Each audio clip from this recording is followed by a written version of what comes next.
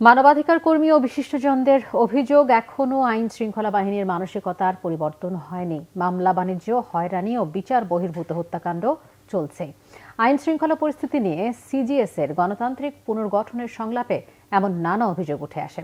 আওয়ামী লীগ সরকারের মতো পুলিশ ও র্যাবের রাজনৈতিক ব্যবহার বন্ধে রাজনৈতিক সদিচ্ছার উপর জোর দেন বক্তারা। আলোচকরা বলেন, র্যাব বিলুপ্ত ও পুলিশের যারা হত্যাকাণ্ডের সাথে জড়িত তাদের বিচার করতে হবে। এমন না হলে সংস্কার ব্যর্থ হবে বলে শঙ্কা তাদের। ৫ আগস্টের অভ্যুত্থানের পরও হয়রানিমূলক মামলা ও বিচার বহির্ভূত হত্যাকাণ্ডের ক্ষেত্রে আইন শৃঙ্খলা বাহিনীর চরিত্র পাল্টায়নি বলে অভিযোগ করা হয়।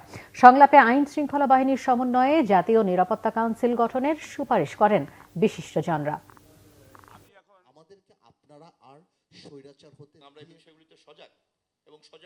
রাজনৈতিক দল যদি এটাকে সমর্থন না করে, সম্পূর্ণ এবং সার্বিকভাবে এটাকে বাস্তবায়ন না করে, তাহলে কোনো ফল হবে না।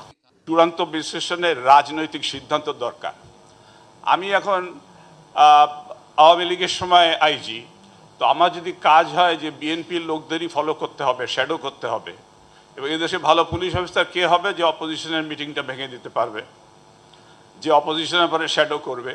তো এগুলো তো পলিটিক্যাল ডিসিশন, আপনাকে এটা ঠিক করতে হবে। লাভ হবে না যদি রাজনীতিবিদ ভালো না হয়।